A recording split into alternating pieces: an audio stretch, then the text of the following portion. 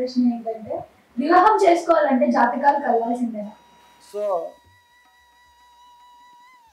వివాహానికి జాతక పరిశీలన అవసరమా కాదా? మీ వివాహాలు అన్నీ సక్రమంగా ఉన్నా మీ వివాహాలు ఎందుకు ఫెయిల్ అయ్యాయి? అక్కడ జాతకం ఫెయిల్ అయిందా, మీ మనసులు ఫెయిల్ అయ్యాయా? ఏమీ చూడకుండా చేసుకున్న వాళ్ళు హ్యాపీగా ఉన్నారు.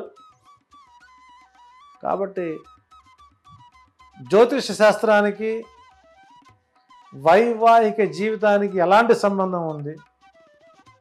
వివాహానికి జాతకం తప్పనిసరా? ఎన్ని పాయింట్లు కలవాలి? ఎన్ని పాయింట్లు కలిస్తే వివాహం జరుగుతుంది? అసలు ఏమీ చూడకుండా పెళ్లి చేసుకుంటే ఏమవుతుంది? వీటికి సంబంధించిన ప్రతి అంశాన్ని ఒక సిరీస్ రూపంలో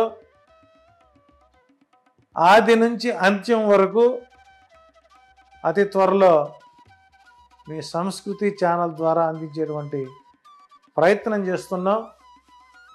ఇది ఒక నిమిషానికో 2 నిమిషాలు చెప్పేది కాదు. వివాహ వ్యవస్థ అనేటువంటిది మన హైందవ సంస్కృతిలో అత్యంత గోప్యమైన గొప్పదైనటువంటి సంఘటన. సో వాటి గురించి తెలుసుకోవడానికి let's watch coming soon. Subscribe చేయండి. Please do subscribe to. Please like, share and subscribe to top Telugu TV. Top Telugu TV. Subscribe చేయండి. Please do subscribe to.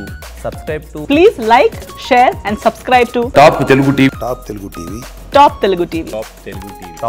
TV.